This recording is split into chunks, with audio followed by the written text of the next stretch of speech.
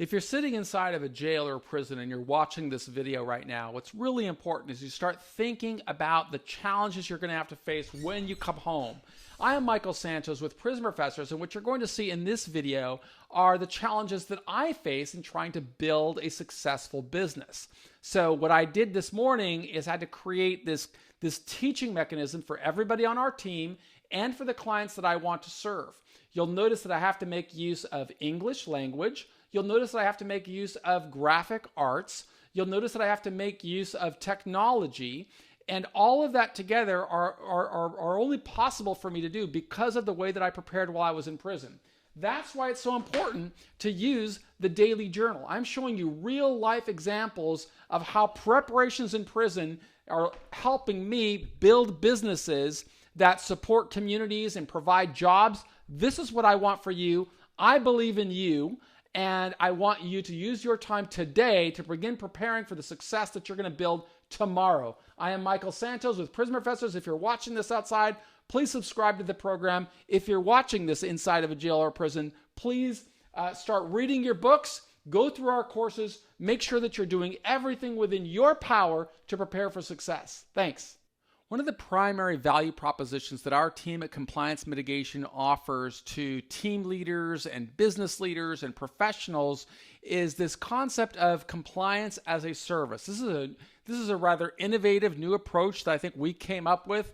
Everybody on our team is formerly incarcerated or has gone through a criminal prosecution or a government investigation. Many of us really have learned a great deal from that experience. We want to help others really understand how decisions in the course of business can lead or advance possibilities of a government investigation and potentially a criminal prosecution.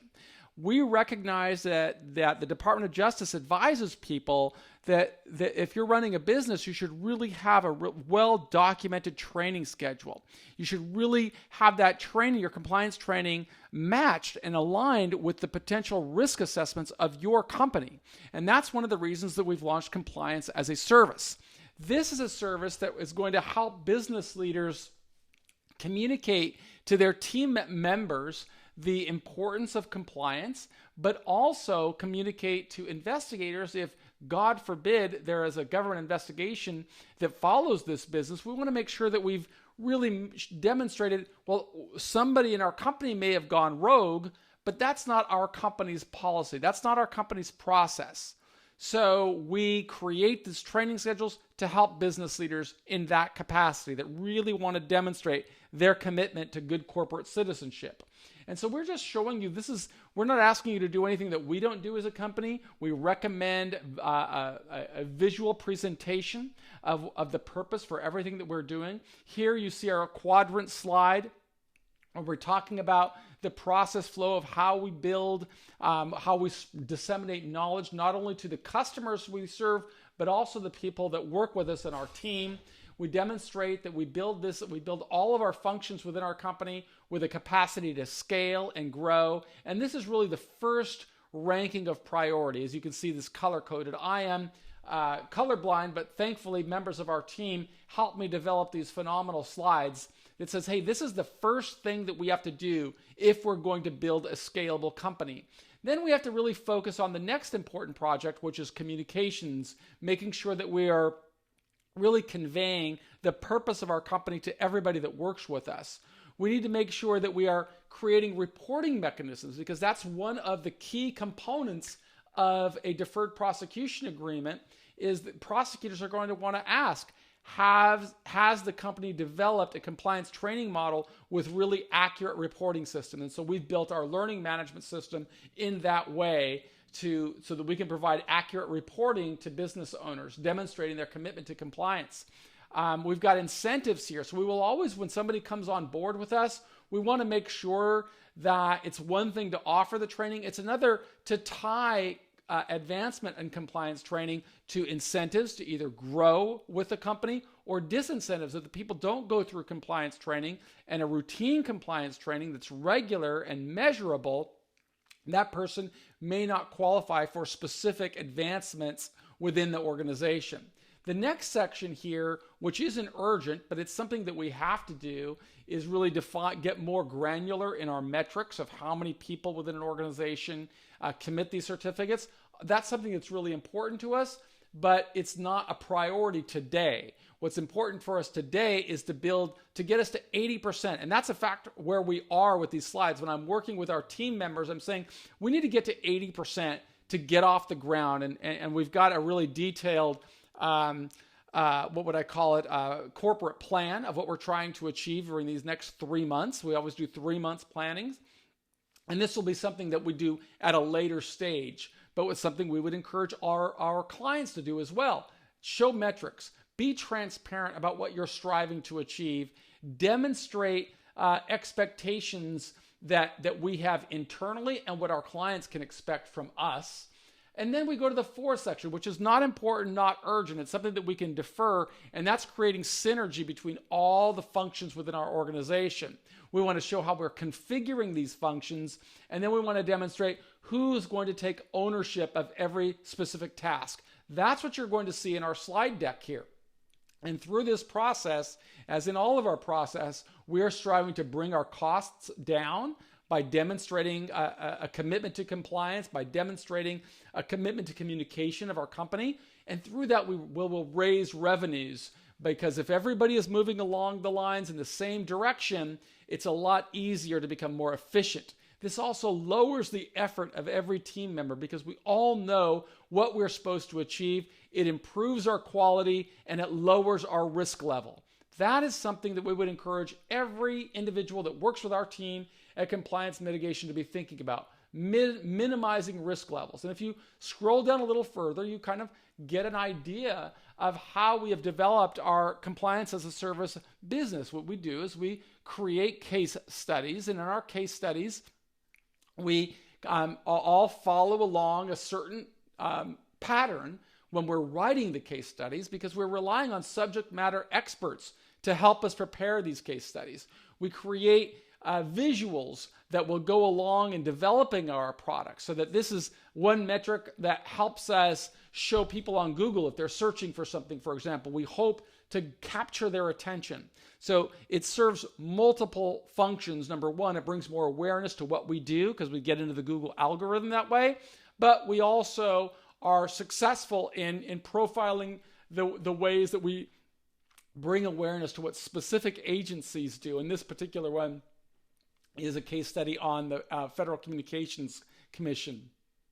And so the FCC has regulatory authority over people that broadcast with telephone, internet, television. And so we want to make sure that we've got good compliance tools for these groups. And then what we have here are the different platforms that we use to bring more people into our funnel. So every one of these case studies serves a number of functions. It helps us get awareness out there. It helps bring clients. It helps to bring clients into our company. And so you scroll down here to the next slide, and what you'll see here is the sequential steps that we have to go through every time we are building our case study library. These are digital assets, but in order for that digital asset to be complete, we've got to go through a number of roles. First of all, in the supplier section, we get a subject matter expert to write the case study. Then it goes through quality control, where we're looking a number of steps just to make sure that we're doing the best that we can to improve the grammar. And we're not perfect, but we're always trying to improve. And that's what we would recommend that you do. It goes to our finance department then. And so this asset, because it's a digital asset, becomes a part of our balance sheet. This is how we measure our value to our stakeholders, our investors, and our team members. But we also have to pay people. So we cut a check at that point. Then it goes to our IT department, and they load these case studies up into our website for general consumption, our free trial site, so that people can work through it for free during our 30-day trial period. It goes onto our premium site, and then it goes into our case study library so that we can track the assets as we build them. Then again, goes through quality control. Is everything working? Because when the IT department finishes, now you've got some rather sophisticated technology where somebody completes a case study and goes through a test they end up with a certificate with their name on it and a QR code, and that comes into our reporting mechanisms because we are effectively a third-party authenticator for every one of our clients. We then move back to the supplier, so that would be somebody like myself or my partner Justin, who's going to create the media, the accompanying media file that goes with every one of these case studies, and that's either a video format or an audio format. Generally, it's both. It goes back to our suppliers then, who are going to provide us with the graphical interface. So we'll get the thumbnail images and any other images that we want to associate with each case study. And all this gets contained in our database, in our digital asset library. And then it goes to marketing. And in the marketing department, we've got to create an email that will go out with each case study. We've got to create some Facebook, Twitter posts, social media mechanisms that can go out with a call to action that brings people in. And then finally to our sales department so that we can connect with our enterprise level clients who may want to partner with us or generate their own affiliate fees from the work that we're developing. Next up, of course, is our organizational chart. It's really important for us to show who bears responsibility. And in our business, every team member is responsible for helping us, stay on track with regard to quality control and making sure that everything's working well. Ultimately, as the CEO, the responsibility lies with me. And I want to make sure that I'm transparent about that. What goes wrong falls on my shoulder. What goes right is really responsible for all of the team leaders that are helping us build this organization that we hope will help more business leaders avoid government investigations and loss of liberty as a result of charges for white-collar crimes. This section here, it kind of crystallizes the flow of what our compliance as a service process does. People come into our system by either seeing our ads on television, print, whether it's from our email campaigns or printed campaigns on newspapers or websites or so on. YouTube videos, of course, we produce a lot of videos. Facebook, podcasts, LinkedIn. All of these are areas where we expect to generate awareness of what we do. Those people will come into our funnel. They come down here and they just make one of two decisions. If they make a decision to purchase, that's the purchase agreement. Subscription to CAS, our compliance as a service model. If they choose not to purchase, they go in this direction over here, and we encourage them to sign up for our 30-day free trial where they can experience every aspect of our company for free. Of course, that leads them into emails, and they come back through the circle, and hopefully we're going to convert them into a paying customer where they will get a signed scope of work, because our model is that we charge on a per employee basis, a subscription model. Obviously, it costs us money to update this file every month, and we produce new content certainly every week, if not every day. We send an invoice out. This all goes into our accounting and our project management software program so that we're consistently monitoring and testing with quality control. Then we would invite people to review us on Trustpilot and then become an affiliate partner with us, where we can provide them with a recurring revenue stream by helping us grow our business with their friends. And that's the way that we really strive to scale at a rapid pace. And of course, there are going to be outbound calls where we'll tell them the compliance as a service program is really just a stepping stone. You've got a long ways to go to prepare against or the vulnerabilities or the risk levels of a government investigation. We want to make sure that everybody understands the steps that they can take, including a risk assessment, and then documented stories that I'll show in a later slide. Our swim chart here is a way for us to manage the process of when somebody comes in, whether it comes through a website function, our CRM function, our sales function, or our management functions. We like to map it all out so that we can train every member of our team on what to expect through this process. And then again, this is the slide here where I'm demonstrating the importance of doing a full analysis of the company. I like to call it a colonoscopy of the company, where every function within the organization is detailed the way that I'm detailing it here with the help of our team to make sure that everything is written out in a text-based format also created in a visual format with visual slides, policies and procedures mapped out, language for scripts if you're dealing with consumers. Then we would want to have a third-party validator to demonstrate everything's going good. And then you've got your ongoing compliance with quarterly reviews and so on. And these are services that we offer, advanced services that we offer, and we would encourage you to be offering, because there are just so many agencies watching in business, and you'll see this continue to grow as big government continues to expand. So these are the different ways that we strive to provide value to our customers with our service compliance as a service.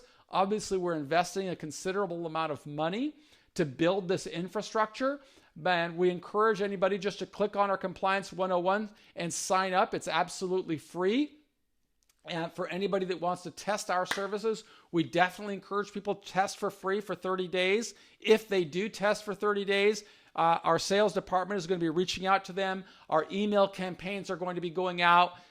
We're going to demonstrate that we're our 100% commitment to prove worthy of any trust that you place in us. My name is Michael Santos. The buck stops with me. I'm the founder of this company. I'm responsible for building our team and creating processes and policies to govern our growth. And we'd really love to work with you. So if you're interested in connecting with our team, please reach out to us. The easiest way, I think, is to sign up for Compliance 101. When you sign up, you would go to our learning system, I think, or someplace like this, where you'd be able to learn more about our processes and what we're doing, how we help. And then you could sign right up to your courses and just start going through the various courses that we offer. So we've got a really robust system. We're super enthusiastic about it. We'd love to be working with you, and we'd love for you to join our team and become a premium member of Compliance as a Service. But before you pay us a penny, please make sure you take the free trial. If you want to reach out to us, we're super simple to find. I don't know if I have my number on here, but I know the footer of every page. We've got contact information someplace up here. So give us a call. We'd love to connect with you and help to lower the risk levels of your organization. But yet, of course, if you've got challenges with a government investigation, we'd love to help you work toward a mitigation strategy. I am Michael Santos with Compliance Mitigation, and I believe in you, and I thank you for giving us a chance to communicate our message. Thanks.